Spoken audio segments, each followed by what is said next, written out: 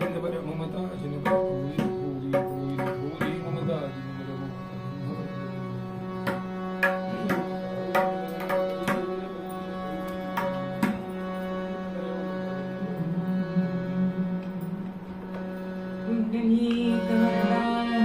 श्री ज्ञानदेव तुकाराम पंढरीनाथ भगवान की जय।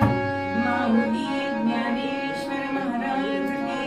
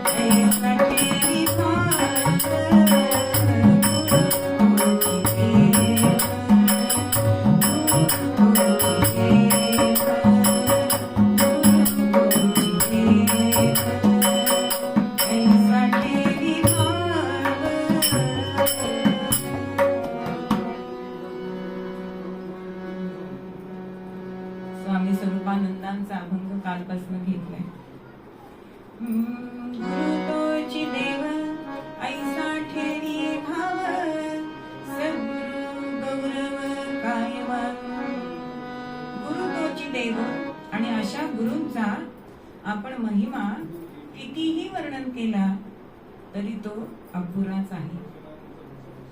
मग हे गुरु असतात कसे? तर तोची ज्ञान मूर्ती ब्रह्मानंद स्थिती देई पराशांती भावी काटे. सद्गुरु हे ज्ञानमूर्ती असतात. म्हणजे असं ज्ञानेश्वर माऊली अक्षरशः 16-17व्या वर्षी ज्ञानेश्वरी लिहिली. सगळं ज्ञान आपलं लोकांना दिलंय, जनसामान्यांना, मूळ जनांना दिलंय. बरं ते प्राकृतात्न दिलंय. म्हणजे समजा आपण असं ज्ञान जर मनुष्य रूपामध्ये आलं तर ते कसं असेल? तर ते ज्ञानेश्वर माऊलींसारखं असेल असं आपल्याला नक्कीच जाणवेल. कारण एवढ्या लहान वयात एवढं ज्ञान असणं हे खरोखरच दुर्लभ आहे. पण हे ज्ञान त्यांना कसं मिळालं? कारण ज्ञानेश्वरीमध्ये प्रत्येक अध्यायामध्ये गुरूंचं वर्णन करता करता माऊली थकत नाहीये. बघा, ते सांगतायत की मी बोलत नाहीये. कोण बोलताय माझ्या मुखातून? तर निवृत्तीनाथ माझे गुरु बोलताय. मी कोण आहे? तर कठपुतली बावली आहे. जसं गुरु सांगतायत ना तसं मी बोलतोय. अहो, पण ते सुद्धा चांगलं बोलता यायला पाहिजे ना. नाहीतर आपण कानगोष्टी हा खेळ खेळतो बघा. 10 जण असले तर त्या पहिल्याने जे वाक्य सांगितलंय त्याच्यामध्ये बदल होत होत शेवट तिसरंच काहीतरी वाक्य येतं. पण असं झालंय का हो? गुरु आणि शिष्य या संवादामध्ये असं झालेलं नाही. का नाही झालं? तर माऊलींचं मन सुद्धा तितकंच निर्मळ होतं. आपल्या मनामध्ये जे विकल्प असतात ना, म्हणून आपला एक शब्द घालून आपण पुढे पाठवतो. अगदी साधी घरातली गोष्ट असली ना तरी सुद्धा त्याला आपण च तरी लावतो किंवा काहीतरी प्रत्यय लावतो आणि एकाच 2 करून सांगतो. पण ही गोष्ट माऊलींच्या हातून घडत नाहीये. म्हणजे ते सरळ निवृत्तीनाथांकडनं येतंय, ते जसंच्या तसं बाहेर पडतंय. इतकं शुद्ध मन आपलं झालं तर आपल्याला सुद्धा सांगता येईल. पण एवढं आपलं मन नाही ना शुद्ध. मग असं हे ज्ञानेश्वर माऊली इतकं गुरूंचं वर्णन करताय कारण तोची ज्ञानमूर्ती. सद्गुरु हे ज्ञानमूर्ती आहे. आणि माऊली सुद्धा आपण ज्ञानेश्वर माऊली असं म्हणतो त्यांना. सगळ्यात लहान संत असणारे असे हे माऊली. पण एवढी मोठी बिरुदी त्यांना दिली आपण. मग माऊली ह्या शब्दाचा जर आपण आद्याक्षर घेतली, 3 अक्षर, तर 3 गुण माऊलींचे दिसतात. मा म्हणजे मानवता, उ म्हणजे उदारता आणि ली म्हणजे लीनता. एवढे 3ही गुण म्हणून सद्गुरु माऊली आपण असं म्हणतो, ज्ञानेश्वर माऊली म्हणतो. कारण परवा आपण बघितलं की आई वडिलांपेक्षा सुद्धा सद्गुरु माऊली ही दयाळू असते, प्रेमळ असते. मग असं ज्ञान देणारे माऊली त्यांचं वर्णन करताना जनाबाई सुद्धा एका अभंगामध्ये म्हणतात, ज्ञानाचा सागर सखा माझा ज्ञानेश्वर, ज्ञानाचा सागर सखा माझा ज्ञानेश्वर, सखा माझा ज्ञानेश्वर, सखा माझा ज्ञानेश्वर, सखा माझा ज्ञानेश्वर, सखा माझा ज्ञानेश्वर, ज्ञानाचा सागर सखा माझा ज्ञानेश्वर, ज्ञानाचा सागर सखा माझा ज्ञानेश्वर. अहो, इतका माझा ज्ञानाचा सागर आहे की भगवंतानी दिलेलं ज्ञान जे 700 श्लोकात आहे त्याची माऊलीने 9000च्या वरती ओव्यांमध्ये आपल्याला ते ज्ञान दिले. इतकं एखादा कापूस जसा वाती करताना आपण पिंजून काढतो तसं त्या ज्ञानाचं सामान्यांना कळेल अशी उदाहरणं देत देत देत त्या 700 श्लोकांच्या 9000 ओव्या झाल्या. म्हणून नामदेव महाराज सुद्धा म्हणतात की एक तरी ओवी अनुभवावी. एवढी एक ओवी जरी आपण आयुष्यामध्ये काही आचरणात आणली ना तरी आपल्या जीवनाचं सार्थक आहे. अशी ही ज्ञानमूर्ती असणारी ज्ञानेश्वर माऊली. त्यांच्याबद्दल तुकोबा सुद्धा म्हणतात की आपण म्हणतो की ज्ञान देवे रचिला पाया तुका झालासे कळस, तरी सुद्धा तुकोबा त्यांच्याबद्दल काय म्हणताय? ज्ञानियांचा राजा गुरु महाराज, ज्ञानियांचा राजा गुरु महाराज, म्हणती ज्ञान देव, म्हणती ज्ञान देव, तुम्हारीसे ज्ञानियांचा राजा गुरु महाराज, ज्ञानियांचा राजा गुरु महाराज,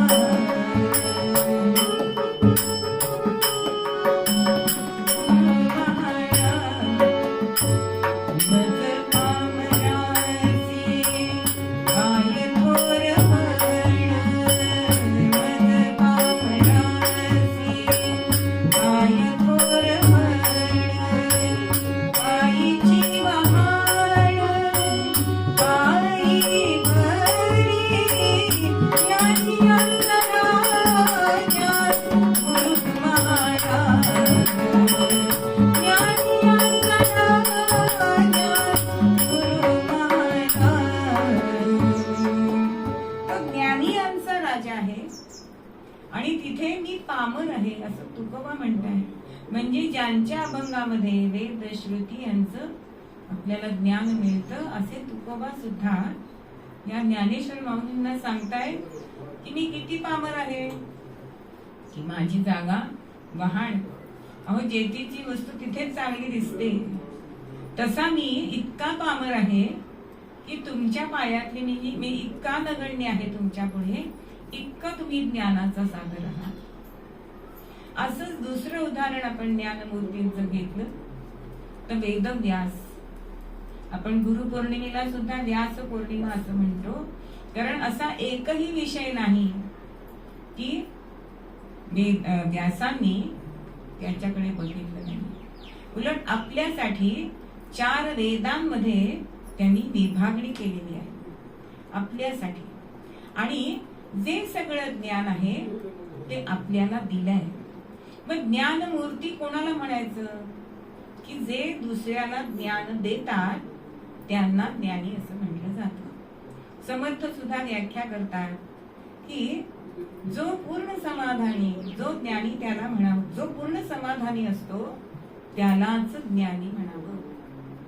मग असं हे वेदांमध्ये सांगितलेलं ज्ञान व्यासांनी सुद्धा आपल्याला सांगितलंय, म्हणून त्यांना सुद्धा ज्ञानमूर्ती असं म्हटलं जातं. श्रीकृष्ण भगवान यांना आपण जगद्गुरु म्हणतो. मग त्यांनी सुद्धा युद्धभूमीवरती अर्जुनाला ज्ञान दिलंच आहे ना. आणि नुसतं ज्ञान दिलंय का हो? तर त्याचं नैराश्य आणि भीती ही त्या ज्ञानाने घालवून टाकली आहे. म्हणजे जो ज्ञानी असतो ना तो निडर असतो बर का. कारण ज्ञानाचा पाया कसा असायला पाहिजे? भक्कम असायला पाहिजे. तसं नैराश्य त्यांनी घालवलंय आणि त्याची भीती घालवली आहे. असं ज्ञान भगवान श्रीकृष्णांनी अर्जुनाला दिलेलं आहे. तसंच 400 वर्षापूर्वी समर्थ रामदास माऊलींनी शिवाजी राजांना समाजकारण सांगितलंय, राजकारण सांगितलंय आणि त्यांना धर्म स्वराज्य स्थापनेसाठी स्फूर्ती आपल्याला दिलेली दिसते. हे ज्ञानमूर्ती असतात ते त्रिकाल ज्ञानी असतात बरं का. आणि ते त्रिकाल ज्ञानी असतात म्हणूनच त्यांच्या हातून या चांगल्या क्रिया घडत असतात. बघा रामायणातला प्रसंग आहे की प्रभू रामचंद्रांना सगळं ज्ञान वशिष्ठ ऋषींनी दिलेलं आहे. आणि ज्या वेळेला यज्ञाचं रक्षण करण्यासाठी म्हणून विश्वामित्र ऋषी दशरथाच्या दरबारामध्ये आले आणि ज्येष्ठ तुझा पुत्र मला देई दशरथा असं सांगताय. पण राजा म्हणतोय, अहो माझा राम किती लहान आहे, तो तुमच्या यज्ञाचं रक्षण करू शकणार नाही. मी येतो, माझं सैन्य देतो. पण नाही. विश्वामित्र म्हणतात की तू माग म्हणालायस म्हणून मी मागितलंय, त्यामुळे मला हवंय ते देणार असलीस तर देतो, दे, नाही तर मी हा चाललो. पण मध्ये वशिष्ठांनी मध्यस्थी केली आणि राजाला समजावलंय. आज आपल्याला असं दिसतं का हो, एक गुरु दुसऱ्याच्या गुरुचा मत्सर करतो का, की माझा विद्यार्थी त्यांनी घेतलाय. पण खरे ज्ञानी जे असतात ते असे नसतात. विश्वामित्र वशिष्ठ जाणत होते की रामाला जे ज्ञान आता अजून उपलब्ध व्हायला हवंय ते सर्व ज्ञान विश्वामित्रांकडे आहे. म्हणजे अस्त्र शस्त्र ह्याचं ज्ञान. म्हणजे कितीही वर्ष जरी तपश्चर्या केली, साधना केली, तरी एवढं ज्ञान थोड्या कालावधीत मिळणार नाही.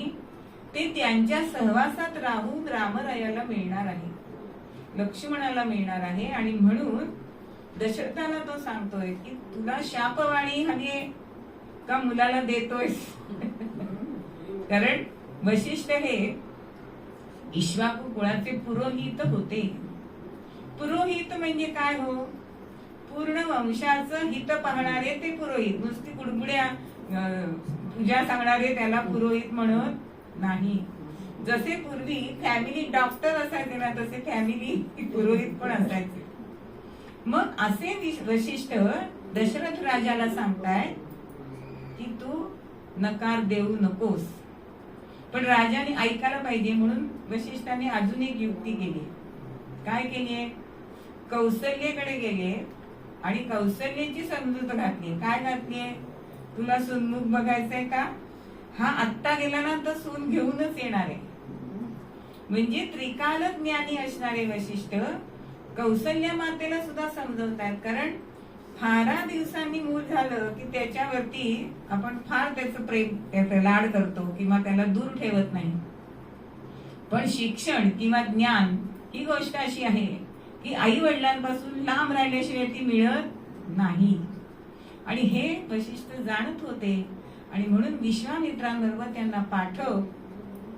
आणि त्यावेळेला बला अतिबला अशा अनेक अस्त्र शस्त्र हे जाता जाता गोष्टीतनं त्यांनी शिकवलेलं आहे. कारण रामरायाचा पराक्रम, कारण ते सुद्धा जाणतच होते की राम कोण आहे. म्हणजे आज जे आपल्याला दिसतं की शाळेतले गुरुजी क्लास मधल्या गुरुजींचा मत्सर करतात, तसं वशिष्ठांनी विश्वामित्रांचा मत्सर केला नाही. म्हणजे जे खरे ज्ञानी असतात ते कधीही कोणाचा मत्सर हेवा करत नाही. आपल्या शिष्याचं हित कशात आहे असं जे बघणारे असतात ते खरे ज्ञानमूर्ती असतात. आणि असे वशिष्ठ होते. असं ज्ञान चाणक्याने सुद्धा चंद्रगुप्ताला दिलेलं आहे. म्हणजे त्याच्या अनेक कथा आपल्याला माहिती आहे की ज्ञान असणं याला कुठेही मरण नाही. ज्ञानी माणूस कुठेही चमकतोच. तसं हे ज्ञानी जे सद्गुरू असतात ते कुठेही गेले तरी सुद्धा दुसऱ्यांचं हित बघत असतात आणि दुसऱ्यांना योग्य मार्गावर आणणारे असतात. म्हणून तोच ज्ञानमूर्ती. अगदी अलीकडची आपण उदाहरणं घेतली तरी सुद्धा ज्ञानाची कवाड उघडली आहेत. बघा, डॉक्टर सर्वपल्ली राधाकृष्ण, भारतभर त्यांनी ज्ञानाचा दीप तेवता ठेवलाय ना. किंवा ज्योतिराव फुले आणि सावित्रीबाई, समाजाचे अनेक घाव मनावर झेलून त्यांनी ज्ञानदानासाठी कार्य आपल्या केलेलं दिसतं. की शूद्रादी अतिशूद्रांसाठी सुद्धा ज्ञानाची कवाड, ज्ञानाचे दरवाजे त्यांनी खुले केले. स्त्रियांची पहिली शाळा ही त्यांनी काढलेली. म्हणून आज आपण सगळ्या क्षेत्रामध्ये स्त्रिया पुरुषांच्या सुद्धा पुढे आहेत. मग ही त्यांनी जर ज्ञानाची दारं उघडली नसती तर आपण सगळ्याजणी चूल आणि मूल ह्याच्यामध्येच बसलो असतो. म्हणजे कुठल्याही काळामध्ये जे ज्ञानवंत असतात ना, ते ज्ञानवंत आपलं कार्य करत असतात. आणि हे ज्ञानदानाचं कार्य हे पवित्र मनाने, पवित्र तनाने करायचं असतं. सावित्रीबाईंची त्यांची एक कथा सांगितली जाते की एकदा त्यांना ताप आला.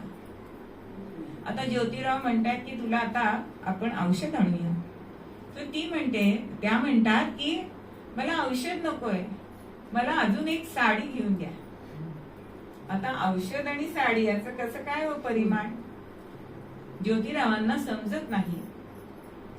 आणि तेव्हा त्यांचा मित्र त्यांना सांगतो की वहिनी जेव्हा शाळेमध्ये शिकवायला जातात त्यावेळेला त्यांच्या अंगावर समाजातले जे लोक आहेत की ज्यांना हे कार्य आवडत नाहीये ते त्यांच्या अंगावर शेणाचे गोळे, केर, कचरा, घाण असं टाकत असतात.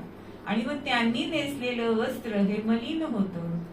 म्हणून ते शाळेत गेल्यानंतर त्या स्नान करतात, पण साडी नाही बदलाला म्हणून ओले त्यांनी त्या शिकवतात आणि म्हणून त्यांना ताप आलेला आहे.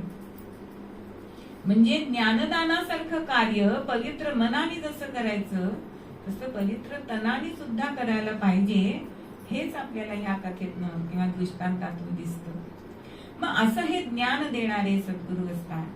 तसंच गौतम बुद्धांची सुद्धा ज्ञानाची कल्पना ही सगळ्या त्यांनी लोकांना त्यांच्या अवतारामध्ये दिलेली दिसते. एकदा त्यांच्याकडे एक बाई आली आणि ती बाई रडत होती कारण तिचा पती निवर्तलेला होता. आणि ती म्हणते की माझ्या पतीला तुम्ही जिवंत करा. तर ते म्हणतायत अगं जो येतो ना तो जाणारच आहे, जे उपजे ते नासे. पण काही केल्या तिला ती समजूत पटे नाही. आता कशा पद्धतीने सांगायचं समोरच्याला पटेल असं सांगायला पाहिजे. म्हणून बुद्ध म्हणतात की तुला मी एक उपाय सांगतो, तो जर तू केलास तर तुझा पती मी जिवंत करतो. तिला आनंद वाटलाय की चला आपले पती जिवंत होणार आहे. काय उपाय आहे तर त्यात ते सांगतात की मला एक अर्धी वाटी मोहरी आणून दे अशा घरातून की ज्या घरात मृत्यू झालेला नाही. आता हिला वाटलं की चला साधी मोहरी तर आणायची आहे. अहो पण ज्या ज्या घरामध्ये ती जातीये त्या त्या घरामध्ये कोणी ना कोणीतरी गेलेलंच आहे आणि त्यामुळे तिला ती मोहरी काही मिळाली नाही. म्हणजे इतक्या छोट्या छोट्या प्रसंगातून सुद्धा ज्ञान देणारे असेही सद्गुरू असतात. अशी ही ज्ञानमूर्ती असते. म्हणून अशा सद्गुरूंना आपण शरण जायचं असतं. त्यांचं वर्णन करताना तोची ज्ञानमूर्ती. अशी कितीतरी आपल्याला उदाहरणं दिसतील की ज्या सद्गुरूंनी आपल्या शिष्यांना योग्य मार्गावर आणलेलं आपल्याला दिसतं. तोची ज्ञानमूर्ती ब्रह्मानंद स्थिती. मग असे ती ज्ञानमूर्ती असतात ते ब्रह्मानंदामध्ये तल्लीन झालेले असतात. त्यांना कशाचीही पर्वा नसते किंवा त्यांची खिसगंटी सुद्धा नसते. त्या आपल्या ब्रह्मानंदामध्ये ते डोलत असतात. आणि असा ब्रह्मानंद जे खरे कोणी असतात ना अधिकारी त्यांनाच ते देतात. अशा ज्ञानाचं एक उदाहरण म्हणजे विवेकानंदांचं आहे बरं का. विवेकानंद सुद्धा अत्यंत ज्ञानी होते. तर ते लायब्ररी मधनं दररोज एवढाले ग्रंथ वाचायला घेऊन येत असे त्यांचा शिष्य. आता एवढं पुस्तक वाचायला किमान महिनाभर तरी लागेल आपल्याला, म्हणजे एक महिना सुद्धा कमीच आहे. पण तर असं दररोज तो एक ग्रंथ घेऊन जायचा, परत यायचा, दररोज दुसरा बदलून दुसरा घेऊन जायचा. आता त्या ग्रंथपालाला असं वाटतं की हे नुसते नेतायत आणतायत, नेतायत आणतायत असं आहे का. म्हणून एक दिवस त्यांनी विचारलं की हे कोण वाचतं. तर म्हणे माझे गुरु वाचतात, मला त्यांना भेटता येईल की.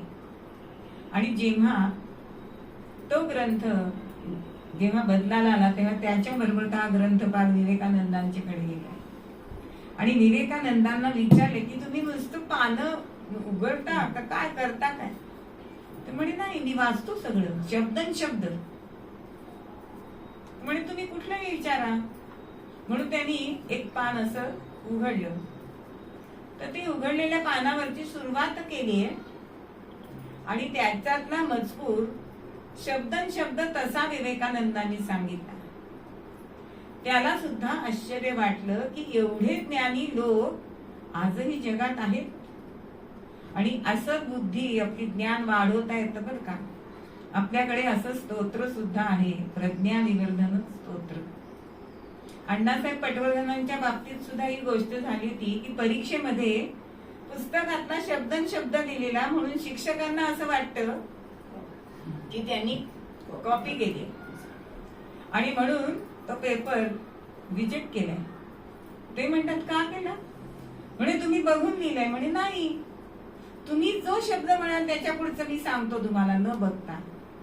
आणि तरी सुद्धा त्यांना वाटत होतं की आपली बुद्धिमत्ता कमी आहे. आज आपल्याला असं वाटतं की माझ्यासारखा हुशार मीच, माझ्यासारखा ज्ञानी मीच. आणि ही गोष्ट जे खरे ज्ञानमूर्ती असतात ना त्यांच्याकडे नसते. जिथे विद्या विनयेन शोभते असं ते आपल्याकडे म्हटलं जातं की ज्ञानी मनुष्य स्वतःहून काही सांगत नाही बरं का, पण लोकांनी विचारलं तर त्यांनी सांगितलं तरच तो खरा ज्ञानमूर्ती आहे. पण जे उथळ पाण्याला कळकळाट पार असं ते म्हणतात की मला जरी थोडी माहिती असली तरी आपण लोकाला फुकटचे सल्ले देतो, ते ज्ञानवंत नाही. म्हणून ज्ञानी, ज्ञानवंत, दयावंत असे जे आपल्याकडे शब्द आहेत ना त्याचा सुद्धा अर्थ आहे. ज्ञानवंत म्हणजे धनवंत, म्हणजे धनिक. आपण एखादा मनुष्य असेल तर त्याला धनिक म्हणतो, पण धनवंत कधी म्हणतो? त्याच्याकडे त्याचं धन पुरून लोकांना देण्यासारखं आहे, त्याला धनवंत म्हटलं जातं. तसे हे ज्ञानमूर्ती ज्ञानवंत असतात, म्हणजे स्वतःकडे जे ज्ञान आहे ते ज्ञान त्यांच्याकडे राहून ते दुसऱ्यांना देतात. म्हणून विद्या द्यावी असं उलट जर शब्द केला तर आपल्याला हे गुरु हे विद्यादात्रे असे असतात, ज्ञानमूर्ती असतात. आणि देई पराशांती भावी कांती. मग पराशांती, परा म्हणजे काय? आता आपल्याकडे अनेक शब्द आहेत की परावाणी आहे, पराभक्ती आहे. आता गोपींनी सुद्धा पराभक्ती केली म्हणजे काय? त्याचा अर्थ परा हा त्याला प्रत्यय लागला की त्याची पात्रता वाढते, त्याची उंची वाढते. तसं पराशांती म्हणजे शांत असणं. गौतम बुद्धांच्या त्याच्यामध्ये एक कथा सांगितली जाते की एकदा ते शेतातनं जात होते आणि शेतातनं जातायत म्हणून तो शेतकरी त्यांच्यावर रागवतोय, पण यांनी काही ते मनावर घेतलं नाही. आता बरोबर एक शिष्य होता आणि शिष्य होता तर त्याला राग आला की माझ्या गुरूंना हे बोलतोय हा शेतकरी. आणि मठामध्ये आल्यानंतर तो विद्यार्थी त्यांना विचारतोय की तुम्हाला राग कसा मिळाला? अरे त्यांनी तरी मला काय शिव्या घातल्या असतील पण त्यांनी घ्यायला पाहिजेत ना. माझ्याकडे शांती हा स्वभाव आहे त्यामुळे मी त्याच्या शिव्या घेतल्याच नाही, त्यामुळे मला राग आलाच नाही. आपण दुसऱ्याने अरे म्हटलं की कारे म्हणतो आणि म्हणून आपल्याकडे शांती नावाची चीज नाहीये. नुसतं नाव शांती असू दे पण ती बाई जास्त कटकट करणारी असते. म्हणजे पराशांती म्हणजे काय? उच्चतम शांती असे देणारे हे सद्गुरू असतात की जिथे तुमचं मन त्या ब्रह्मस्वरूपाशी लीन होईल अशी शांती देणारे हे सद्गुरू असतात. आणि अशा सद्गुरूंचा गौरव मी काय वर्णावा असं मूळ पद्यामध्ये आपल्याला स्वामी स्वरूपानंद सांगतायत.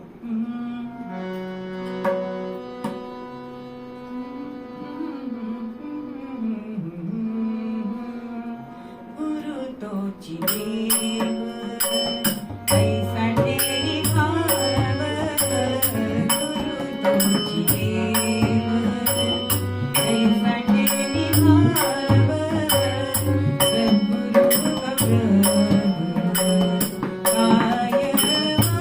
मानू,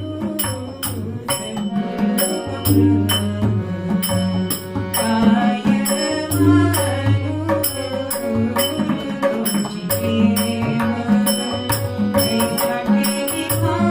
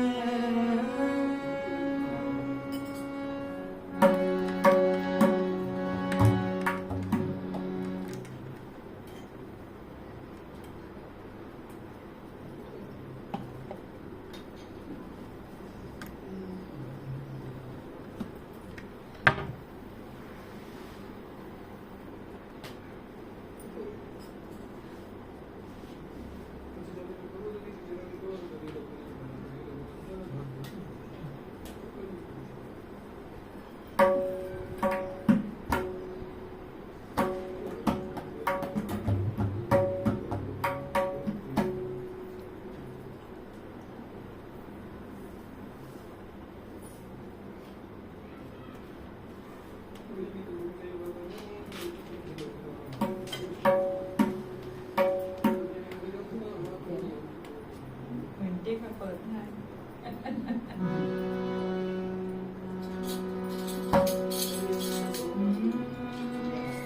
करूया घोष नामाचा सद्गुरु समर्थ चरणाचा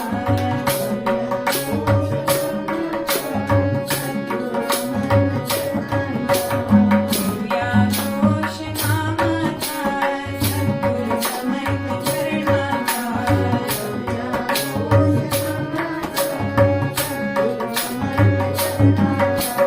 करूया घोष नामाचा सद्गुरु समर्थ चरणाचा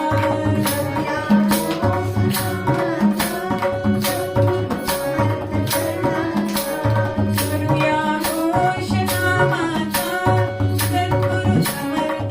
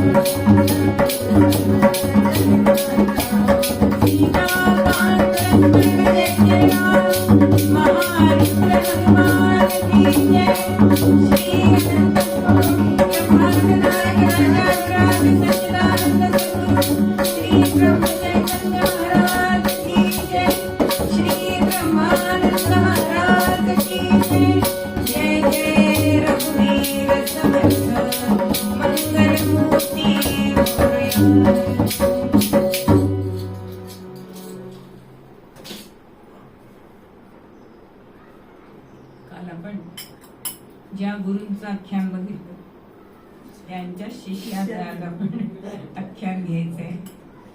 रामकृष्ण परमहंसांचं आपण काल आख्यान बघितलं आणि त्यांचेच अंतरंग शिष्य असणारे विवेकानंदांचं आपण आज चरित्र बघायचंय. 1863 जानेवारी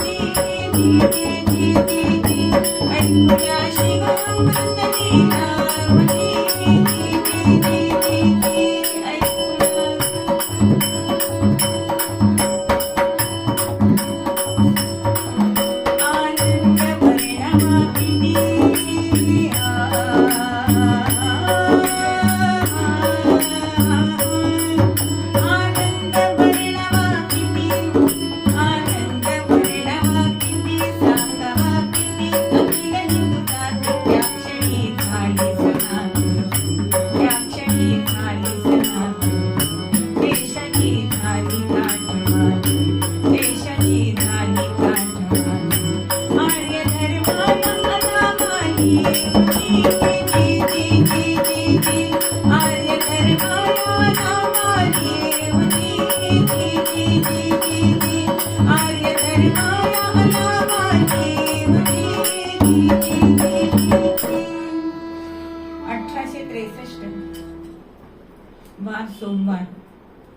12 जानेवारी प्रभातीच्या वेळी दत्त घराण्यामध्ये हा मुलगा जन्माला आलाय.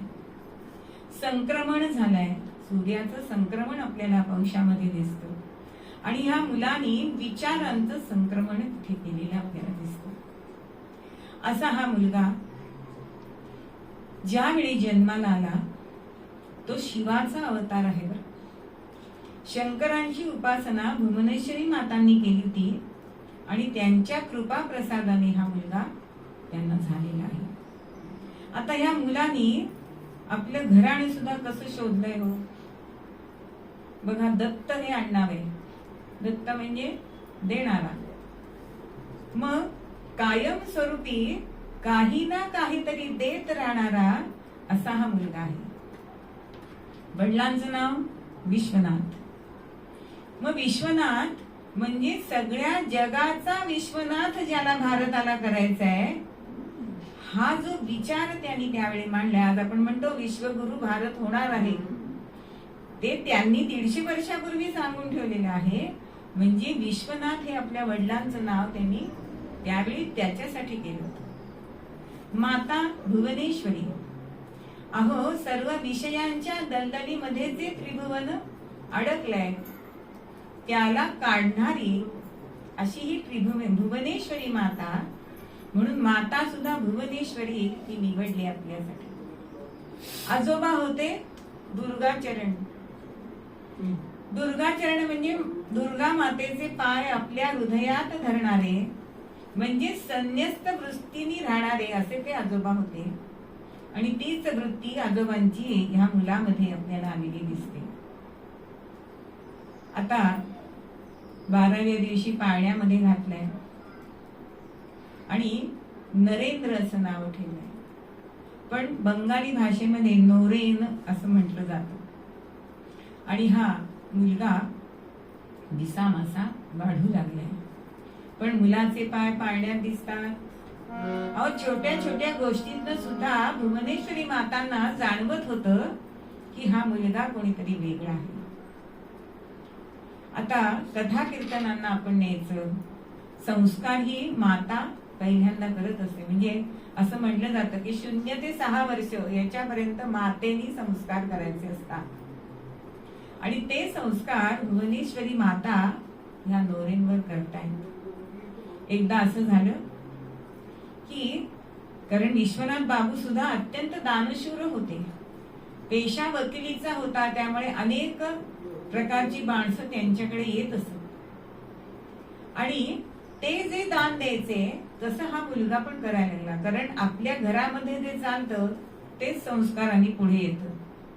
एक दिवस हा नोरेन खिडकीत उभा होता आणि एक गरीब साधू तिथे आलाय आणि भिक्षा मागितली. आता जवळ त्याच्या जवळ काय असणार, तर पूर्वी धान्यामध्ये दागिने ठेवायची पद्धत होती की अडी अडचणीला पटकन मिळते. तेव्हा काय बँक नव्हत्या, लॉकर नव्हते.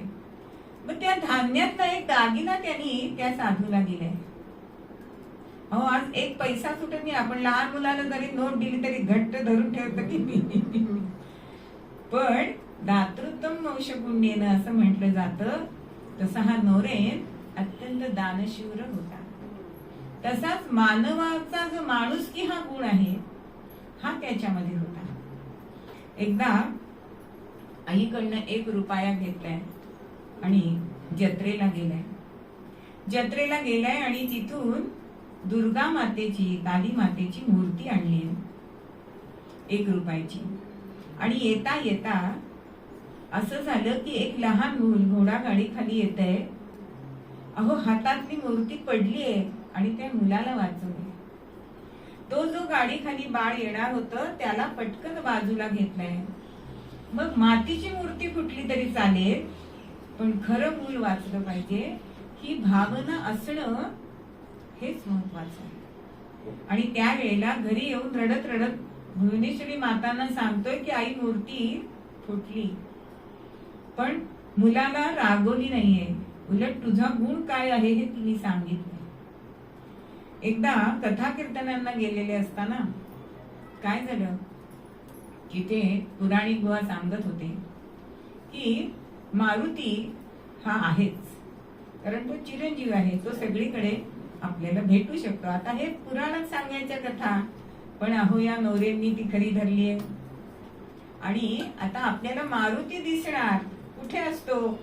आता ह्या प्रश्नाचं उत्तर ते पुराणिक बुवा तरी काय दिलं? यांनी सांगितलं तो केळीच्या बागेत आहे. आता काहीतरी मुलांना आपण सांगतो तसं त्यांनी सांगितलं, आणि हा नोरेन त्या केळीच्या बागेमध्ये जाऊन बसलाय.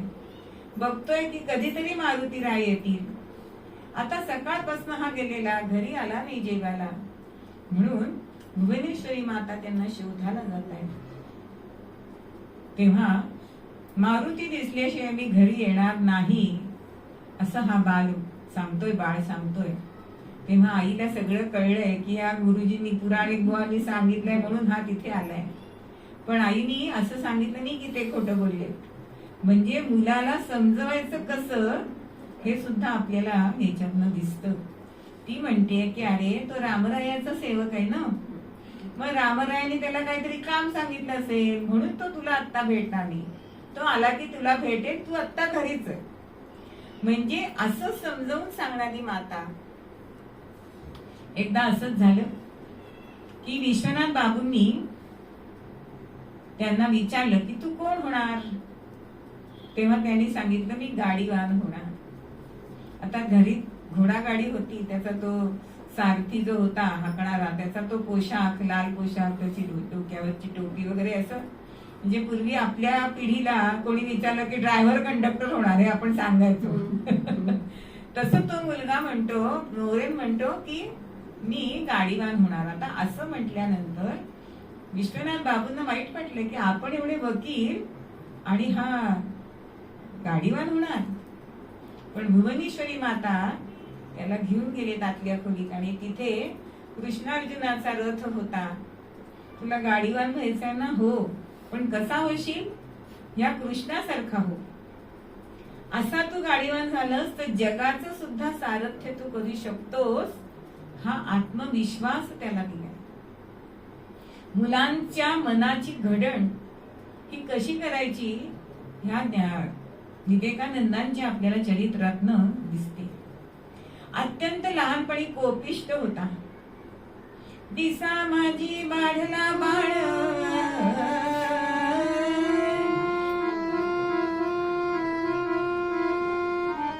दिसा माझी बाळला बाळ, खोड्या करी अति खट्याळ, क्रोधाग्नी जसा अग्नीचा लोळ, कापती चळचळा दायाही.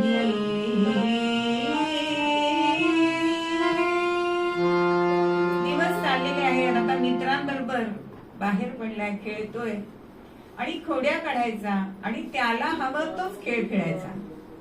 आणि रागावला की इतका रागवायचा, पण एकदा त्याला शांत कसं करायचं हे भुवनेश्वरी मातांना कळलं. म्हणजे काय झालं की एका भांडणामध्ये एका मुलाचे त्यांनी असे काही केस धरले की काही केल्या सोडेना. अरे नोरेन सोड त्याला, सोड त्याला. त्या मुलाची आई पण सांगते, पण शेवटी भुवनेश्वरी मातांनी काय केलं, एक कळशीभर पाणी आणलं आणि त्याच्या डोक्यावर ओतलंय आणि तो शांत झालाय. म्हणजे शंकरांना जसा जलाभिषेक करतात तसा त्यांनी कळशीभर पाणी घातलंय आणि त्याचा राग शांत केलाय. आता शाळेमध्ये शिक्षण सुरू झालंय. होता होता मोठा होतोय. त्या मुलाचा आवाज सुद्धा अत्यंत गोड होता. छान भजन म्हणत असे. त्याच्या आजीनी त्याला एक स्वतंत्र खोली दिली होती, कारण श्रीमंत होते. आणि त्या खोलीमध्ये त्याला एक वीणा आणून दिलेली होती. तो भजन गात असे, अभ्यास तिथेच करायचा. असं होता होता उच्च शिक्षणासाठी सुद्धा हा एवढा मोठा झालाय.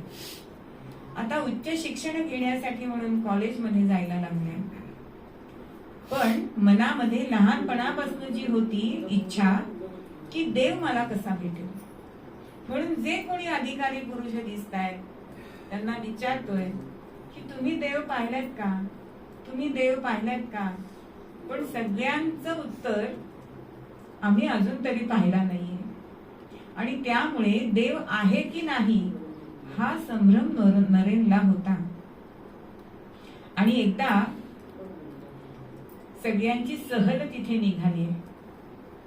आता दिसायला अत्यंत सुंदर तेजस्वी असं मुखकमल, शरीर यष्टी कमावलेली होती, गौरवर्ण, आणि असं कोणालाही मोहित होईल असं रूप. आणि कोणीही तरुणपणामध्ये छानच दिसतं. त्यामुळे एक तरुणी त्यांच्या प्रेमात पडली. पण यांनी सांगितले की तू हे तुझं सगळं रूप आहे ना ते नश्वर आहे, मी काय तुझ्या बंधात पडणार नाहीये. कारण लहानपणीच एकदा खेळ खेळताना, लपंडाव खेळताना, ज्या विश्वनाथ बाबूंचं ते ऑफिस होतं त्याचं जिना बांधायचं काम चालू होतं. आणि 2-2 पायऱ्या आपण सुद्धा चढतो, तसं तो 2-2 पायऱ्या उतरत होता आणि तो पडला. आणि एका तिथल्या दगडावरती त्याच्या बरोबर भूमध्यामध्ये त्याला खोक पडली. आणि आता ते रक्त थांबवण्यासाठी भुवनेश्वरी माता येत आहेत. तेवढ्यामध्ये एक साधू तिथे आलाय आणि ते म्हणतायत की थांब, ह्याच्या सगळ्या पत्रिकेमध्ये राजयोग आहे, पण आत्ता त्याला जी इथे खोक पडलीये त्यांनी त्याचं भाग्यचक्र उलट फिरलंय आणि हा संन्यासी होणार आहे. आता असं हे भविष्य ते त्यांनी लक्षात ठेवलं होतं बरं का भुवनेश्वरी मातांनी. म्हणजे लहानपणी सांगितलेल्या गोष्टी आई लक्षात ठेवते. कसं सांगते, एक उदाहरण आमचंच सांगते की यांच्या पत्रिकेमध्ये सासरचं घर मिळणार आहे असं होतं बरं का. आणि त्यामुळे माझ्या सासूबाईंना असं वाटायचं की हा गरजावई होणार आहे. आणि आमचं लग्न ठरलं आणि सासूबाईंनी माझ्या वडिलांना विचारलं की तुमचं घर आहे का. तर दादा म्हणाले अहो मीच भाड्याच्या घरात राहतोय, आमचं घर तुमच्या मुलाला कसं देऊ आम्ही, आमचं काही घर वगैरे नाहीये. पण पत्रिकेत योग असला की कसं होतं. आणि माझा विवाह झाला आमचा आणि 6 महिन्याच्या आत माझ्या आईची आई गेली. बरं मला मामानी मावशीनी कोणी नाही आणि त्यामुळे ती एकटीच राहायची. तर तिचं घर रिकामं राहायला नको, कारण शुक्रवार पेठेतलं तुळशीबागेतलं घर, म्हणून आई मला म्हणाली की तू तिथे राहा. असं ते आम्हाला घर मिळालं. म्हणजे ते पत्रिकेत योग असतो ना तो तसाच होतो. तसं ह्या भुवनेश्वरी मातांनी हे लक्षात ठेवलं होतं. पण शेवटी मातेचं मन आहे, विवाह करायचा असं योजत होती. पण कॉलेजमध्ये असताना एकदा वर्ड्सवर्थची कविता शिकवताना प्राध्यापक म्हणाले की समाधी लागली पाहिजे. व्हॉट्स द समाधी असं त्यांनी प्रश्न विचारलाय. तेव्हा ते म्हणतात की मी तुला तो अनुभव देऊ शकत नाही, पण कोण अनुभव देईल हे मी तुला सांगतो. तर दक्षिणेश्वरी जा, तिथे रामकृष्ण नावाचे एक काली मातेचे पुजारी आहेत, ते तुला याच्या संबंधी सांगतील.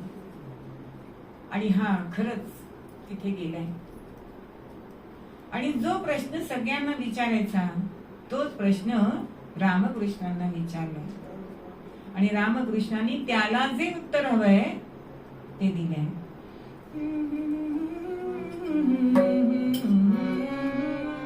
अखिल चराचरी भरला भरला, अखिल चराचरी भरला प्रभु तो, अखिल चराचरी भरला प्रभु तो, अखिल चराचरी भरला प्रभु तो, अखिल चराचरी भरला प्रभु तो, अखिल चराचरी भरला प्रभु तो. तुझ संगीत पाहतो त्याला, तुझ संगीत पाहतो त्याला, आहे तुला भाडे तुझला, आहे आहे तुझला प्रभु तो. अखिल चराचरी भरला, अखिल चराचरी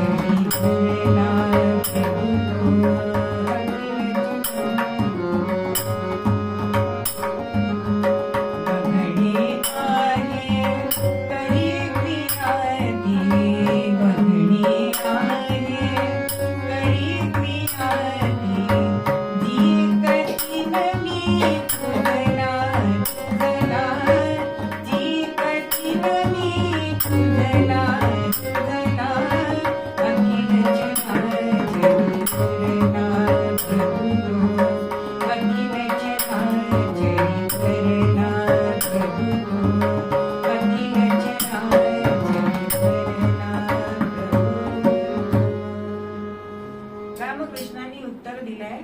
हो, मी पाहिलंय त्याला. अरे तू जेवढा माझ्या जवळ आहेस ना, त्याच्याहून सुद्धा मी त्याला जवळ पाहिलंय. तुला बघायचंय? अहो बघायचंच होता, पण मी जे करायला सांगेन ते तुला करायला लागेल. अहो शिष्य सुद्धा तयार झाला की गुरु हे त्याची वाट बघत असतात. अशी नोरेंची वाट रामकृष्ण बघतच होते.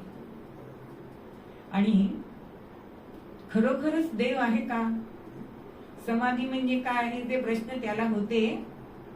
आणि म्हणून आपला पाय त्याच्या मांडीला लावलाय बर, आणि त्रिभुवन फिरलाय.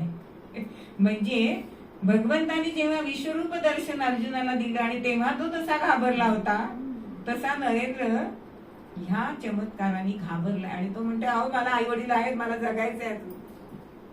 क्षणार्धात आपला पाय काढलाय. आणि रामकृष्ण सांगतायत, तू ये, परत ये इथे. आणि एकदा त्याच वेळेला ते ब्राह्मो समाजामध्ये जात होते. मूर्तीपूजेच्या विरुद्ध होते, नास्तिक होते, पण मन शुद्ध होत. आणि एक दिवस ब्राह्मो समाजाच्या त्या मंदिरामध्ये त्यांची बैठक होती आणि रामकृष्णांना तिथे बोललेलं होतं. आणि रामकृष्णांना तिथे बोलवलंय आणि दिवे गेले आणि जी काही तिथे गदारोळ झाला आणि त्याच्यामध्ये रामकृष्णांना खूप लागलं आणि हे त्यांना आवडलं नाही. आणि तेव्हापासून त्यांनी ब्राह्मो समाज हा सोडून दिला. आणि यांच्या जवळ ते येत आहेत. आता इकडे आईनी विवाह ठरवलाय, पण अहो योगच नाही ना विवाहाचा, भाशिंग बळच नाही. आणि ह्याला तर नको, तो विवाह नकोच होता, पण तो विवाह नाही ठरला, मोडला. आणि म्हणून तो त्याच क्षणी आपल्या गुरूंकडे आलाय. आणि तेव्हा ते म्हणतायत की काली मातेने तुझा विवाह मोडला, हे उत्तमच झालं, पण मी तुझा विवाह लावणार आहे. माझ्या मुलीशी लावला तर चालेल? आता याला तर विवाह तर करायचा नव्हता आणि तो म्हणतोय की तुम्हाला कुठे मुलगी आहे ना, मला मुलगी आहे. त्या मुलीचं नाव आहे श्रद्धा, आणि तिच्याशी मी तुझा विवाह लावून देणार आहे. आणि म्हणून काली मातेच्या समोर बसवलाय. आणि श्रद्धावान लभते ज्ञान, कृपा हस्त मस्तकावरती ठेवलाय आणि ज्ञान सगळं दिलंय. आता त्या समाधीमध्ये हा नरेंद्र आहे, त्या आत्मानंदामध्ये आहे. आणि म्हणतोय की ह्याच आनंदात मला राहू दे. आता गुरु म्हणतायत असं चालणार नाही, ह्याच्यातनं मोठं कार्य व्हायचंय. त्यामुळे त्याला समाधीतनं जागा केलंय आणि सांगितलंय की हा आनंद मी तुला दिला असला तरी कायमस्वरूपी देणार नाहीये. या आनंदाची किल्ली मी माझ्याकडेच ठेवणार आहे. आणि त्याच वेळेला विश्वनाथ बाबूंचं निधन झालंय आणि सगळे सोयरे हे असतील शेतात जमतील भूतत असली असतात. परिस्थिती बदललीये. अहो हातात तोंडाची गाठ पडेना. आता हा सगळ्यामध्ये मोठा मुलगा, आई काही ना काहीतरी करून संसार चालवते, पण आईचं दुःख बघवत नाहीये. काय करावं? मित्रांकडे गेलं, जेवायला दिलं, पण आई आणि भावंड उपाशी आहेत, कसं जेवायचं? आईने घरी पान मांडलं की सांगायचं मी मित्रांकडे जेवून आलोय, पण ह्याचा परिणाम तब्येतीवर झाला. म्हणजे एकीकडे दिवसा BA अभ्यास, कारण वकिली करायची होती वडिलांसाठी, वकिलीचं शिक्षण सुद्धा चालू होतं, पण रात्रीच्या वेळी अध्यात्माचं शिक्षण आपल्या गुरूंकडे चालू होतं. पण विवेकानंदांच्या जीवनात आपल्याला दिसतं की गुरु पारखून घेणारे असा हा शिष्य होता, की कुठल्याही गुरूंवर, म्हणजे समर्थांनी जे गुरूंची लक्षणं सांगितले ती माझ्या गुरूंमध्ये आहेत की नाही हे बघण्याचं काम त्यांनी केलेलं आपल्याला दिसतं. आणि एक दिवस असं झालं की कोणालाही अन्न घरामध्ये मिळाले नाही. आपल्या आहे त्या तुटपुंज्या जे शिक्षण आहे त्याच्यावरती नोकरी मिळेना, काय करावं? म्हणून आपल्या सद्गुरूंकडे आले. बरं, नास्तिक होतेच. ते म्हणतायत की तुमच्या त्या कालिका मातेला सांगा ना, मला जरा नोकरी द्या. रामकृष्ण म्हणतायत, माझी काली माता? अरे ती सगळ्यांची आहे. तुला जर मागायचं ते मी कसं मागणार? तुला काय हवं ते तूच मागायला पाहिजेस ना. तूच गाभाऱ्यामध्ये जा आणि तुला काय हवं ते तिच्याकडनं मागून घे. आता गुरूंनी सांगितल्यानंतर गाभाऱ्यात गेलाय. खरं मूर्ती पूजेचा विरुद्ध होता, पण आपल्या आई भावंडांसाठी आपल्याला काहीतरी कमाई करायची म्हणून नोकरी मागण्यासाठी म्हणून आलेला आणि गाभाऱ्यामध्ये जातोय. काली मातेच्या रूपाकडे बघतोय. 2 समयामंद तेवत आहेत. त्या ज्योतीचं तेज तिच्या मुखकमलावर पडलंय आणि ते रूप बघता बघता रूप लोभस मोहनी मला, रूप लोभस मोहनी माते, दर्शन देता चिंता हरते, दर्शन देता चिंता हरते, ज्ञान दे भक्ती दे वैराग्य दे, ज्ञान दे भक्ती दे वैराग्य दे, हरी मनासी स्मृती दे, हरी मनासी स्मृती दे, रूप मोही शोभती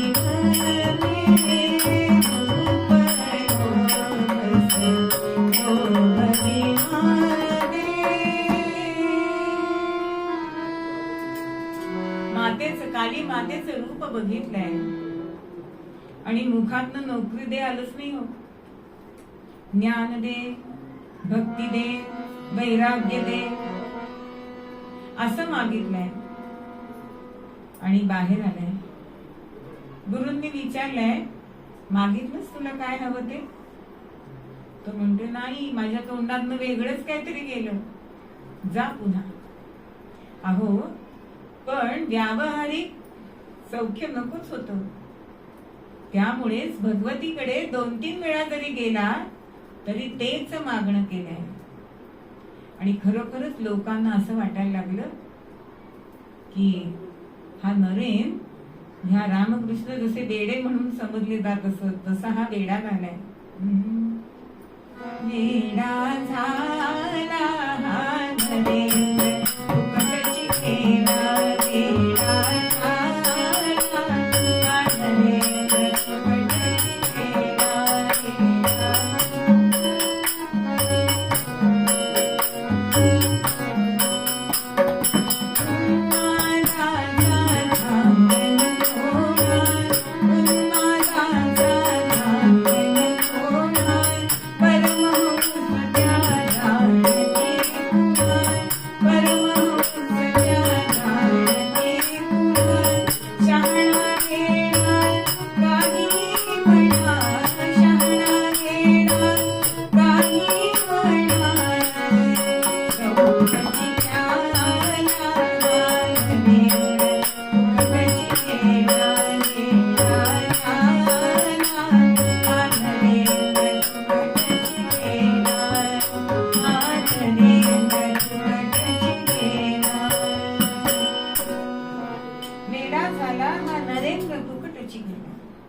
पण आपल्या शिष्याला काय होतं हे गुरूंना जाणत असतात, कारण ते ज्ञानमूर्ती आहेत.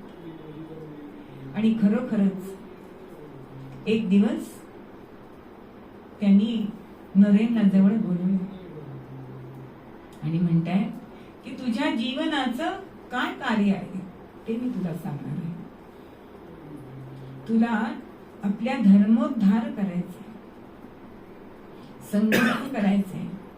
आणि ह्यासाठी काय करशील?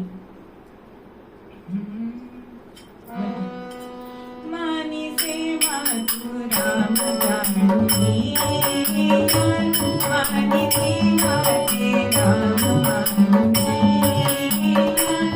तेरी छाया वृक्ष भूमी, तेरी छाया वृक्ष भूमी, तापग्रस्तांचे अमृत ज्ञान दे, तापग्रस्तांचे अमृत ज्ञान दे, गात सोडोनी श्रेय महापारी, गात सोडोनी महापारी. मागे जीवा ते राम मानुनी. जनांमध्ये राम बघायचंय आणि त्यांची तुला सेवा करायची आहे. शिवभावेन जीव सेवा. सेवा करणं म्हणजे आपण ज्याच्यावर सेवा करतोय त्याच्यावर उपकार नाही बरं. त्यांची सेवा करायला मिळणं हे आपलं भाग्य आहे असं मानून तुला जीवन काढायचंय. हे तुझं कार्य आहे. देई छाया वटवृक्ष होऊनिया. वटवृक्ष जसा विस्तार करत असतो तसं त्या वडाची सावली होऊन तुला तुझं आयुष्य सगळ्यांवर छाया देण्याचं आहे. जे तापग्रस्त आहेत त्यांना तू अमृत ज्ञान द्यायचेस. अमृतस्य पुत्रहा हे त्यांचं जीवनाचं ध्येय होतं. आणि स्वार्थ सोडून जनश्रेय पहा पाहिजे. आपला स्वार्थ बघायचा नाहीये. ह्यातनं मला काही मिळणार आहे का हे आपल्याला नाही बघायचंय. तर जनश्रेय काय आहे, जनांचं हित कशात आहे हे तुला बघायचंय. आणि हेच तुझ्या जीवनाचं कार्य आहे. आणि त्याप्रमाणे त्यांचं मार्गक्रमण सुरू झाले. अत्यंत लोकांची सेवा त्यांनी केली आहे. अनेक दुःखी जनांना त्यांनी आपलं म्हटलंय. गोरक्षण केलंय. खूप चरित्र मोठं आहे. ते आपल्याला अर्धा तासात सांगणं कठीण आहे. पण ध्येय काय असावं हे गुरु दाखवत असतात. कारण ते ज्ञानमूर्ती असतात. त्यानंतर जेव्हा रामकृष्णांना शेवट गळ्याचा कॅन्सर झालाय, अन्न पाणी जाईना, तरी सुद्धा नरेंद्रच्या मनात आलं की एवढे हे भोग भोगतायत मग खरंच हे देव आहेत का? अजून तुझ्या मनातलं द्वैत गेलं नाही. अरे तो राम तो कृष्ण मीच आहे बरं. आणि सगळ्या शिष्यांना म्हणजे 14 अंतरंग शिष्य त्यांचे होते. त्या सगळ्यांना सांगितलं की आता तुम्हाला नवरे हा पुढचा मार्ग दाखवेल. आणि पुढे रामकृष्ण मिशन ही त्यांनी संस्था काढली. ज्यावेळी सर्व धर्म परिषदेमध्ये जायचं होतं त्यावेळेला रामकृष्ण नव्हते. पण समुद्रकिनारी बसलेले विवेकानंद विचार करतायत कोणाचा सल्ला घ्यायचा. आता गुरु तर नाही. पण समुद्रातून एक व्यक्ती आली ती आपल्या हृदयात गेलीये असं त्यांना जाणवलं.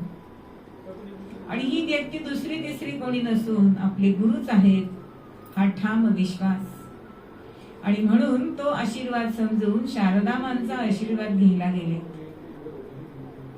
शारदा मातांनी सुद्धा सांगितलंय की यांनी तुझ्यासाठी एक चिठ्ठी लिहून ठेवलेली आहे. म्हणजे गुरु किती त्रिकालज्ञानी असतात ते ह्या उदाहरणावरून दिसतं. पण तरी सुद्धा शारदा मांनी त्यांची परीक्षा पाहिली आहे. त्या स्वयंपाकाचं काय करत होत्या आणि त्यांनी सांगितलं नवरे ती सुरी दे. सुरी दे म्हटल्यानंतर आपण काय करतो, मूठ हातात घेतो आणि अशी पुढे करतो म्हणजे त्याला लागेल की नाही ज्याला आपल्याला द्यायचे त्याला. पण नवरेंनी पात हातात धरलंय आणि मूठ मातेच्या हातात दिलीये. आता तू त्या परिषदेला जायला योग्य आहेस. दुसऱ्याचा जो विचार करतो तोच धर्माचा विचार करू शकतो असा आशीर्वाद मातेने दिलाय. पुढे सर्वधर्म परिषदेमध्ये अनेक जाताना त्यांना संकट आले. 3-3 दिवस जेवायला मिळालेलं नाही, पण तरी सुद्धा आपल्या धर्माचं हे प्रतिनिधित्व त्यांनी तिथे केलंय. बाकी सगळे धर्मगुरू मोठ्या मोठ्या फाईल घेऊन आलेले, पण यांच्याकडे काहीही लिखापड नाही. आणि ज्या वेळेला असं वाटत होतं की एक तरी व्याख्यान देता येईल का, कारण ते काही संधीच दिसत नव्हती, पण अशा स्वामींना तिथे 17 भाषण करायची संधी मिळाली. पण ते नेहमी सांगतात की मी त्यांच्या जे पत्र शिष्यांना लिहिले त्याच्यामध्ये सांगतात की माझ्या मागे रामकृष्ण उभे होते आणि ते बोलवते धनी होते. मी माझ्या मुखाने काहीही माझ्या बुद्धीने बोललेलो नाही, कारण ते ज्ञानमूर्ती आहेत, ते पराशांती देणारे आहेत. मी इतका निवांत का होतो, कारण माझा विश्वास होता की ते माझ्या मागे आहेत. मग खरंच स्वामी स्वरूपानंद जे मूळ पद्यामध्ये म्हणतात की तोची ज्ञानमूर्ती ब्रह्मानंद स्थिती देई पराशांती भाविकाते. मग असं आपल्या विद्यार्थ्याला पराशांती देणारे असे सद्गुरू असतात. आणि म्हणून शिष्यानी काय भाव ठेवायला पाहिजे, तो गुरु तोची देव ऐसा ठेवी भाव. म्हणून मूळ पद्यामध्ये आपल्याला स्वामी स्वरूपानंद सांगतात,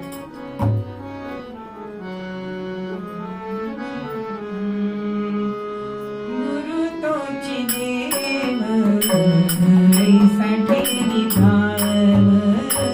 गुरु तोची देव ऐसा ठेवी भाव. सद्गुरु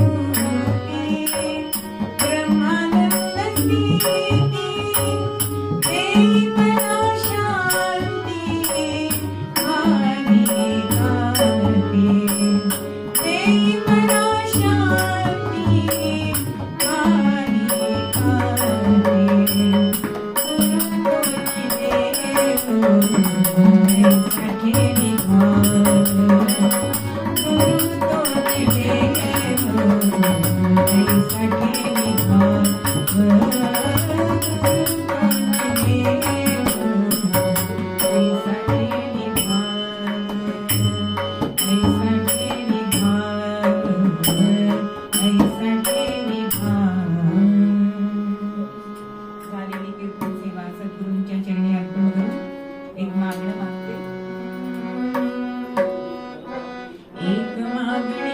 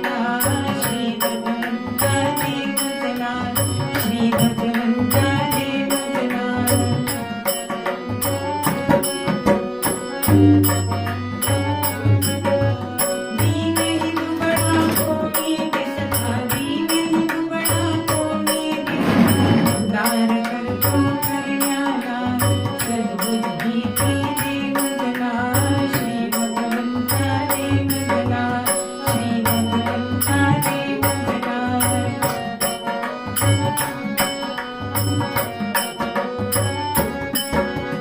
हेच मागणी मागाया, हेच मागणी मागाया, हुशारी आली देखला, श्री भगवंता दे मुला, श्री भगवंता दे मुला, श्री भगवंता दे मुला.